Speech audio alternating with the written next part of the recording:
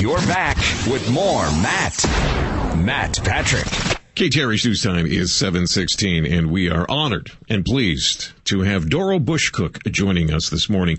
Doro, welcome to Houston's Morning News. Thank you so much for taking the time. Oh, you're so welcome. Thank you for having me on your show. Oh, it's anytime. If you want to come on, I just want to say very quickly, I want to say thank you on behalf of an organization of veterans, Navy SEALs, actually. Your dad and mom gave me, they listened to the show, at least that's what I was told, and I got a letter from your dad that said he listens to the show, gave us some autographed books, some paintings, and I just want to say thank you. Please tell them how much we appreciate it. Oh, I will. And the Navy SEALs appreciate it as well. Doro, let's talk a little bit about your foundation. You and your brother Jeb are taking over the foundation that your mom, Barbara, started 20 years ago.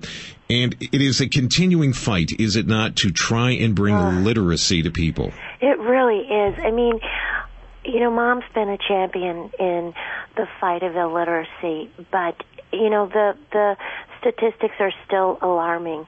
We have 30 million people over 16 in the United States, and 14% of that adult population can't read well enough to understand a newspaper story or to fill out a job application. And, you know, that's alarming. And, you know, this is,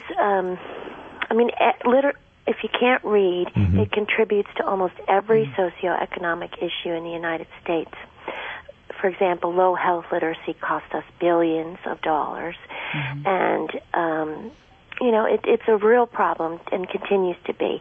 And so if you can't read, you can't get a jump up in society. And so it's a real problem that we need to continue to work on. And we're really excited about Jeb and I, because Jeb, as you may know, is a policy wonk, and he's really interested in the research side of it. So we're going to take Mom's Foundation to a national level, and it'll be research-based, and we'll create lots of new initiatives based on that research. So I've got to ask you, Dora, when you look at Texas specifically, I mean, because when we hear about literacy and those kind of issues, for some of us with kids, we're surprised that we're still struggling with this, and we are, as you've got the numbers. How does Texas rate?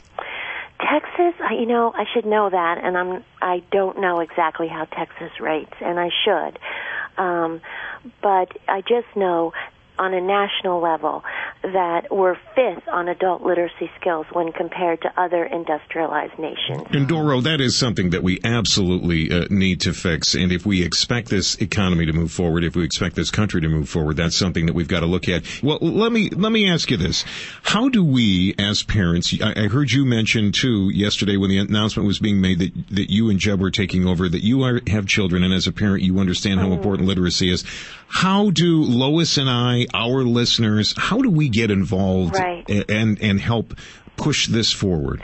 Well, if you could get involved in family literacy programs, that would be the best, because there are so many benefits supporting these family literacy programs. I mean, you know, it just means when people learn to read, it just means more jobs. It means they can parent better. It means they can be effective citizens. You mentioned the economy. It helps our economy when people learn to read, because it reduces costs of health care and public assistance and you know, our incarceration system. And then children, you know, benefit from these literacy programs because they do better in school, you know? And it helps, you know, if these kids can read, their self-esteem is better. They have a better attitude. They want to go to school.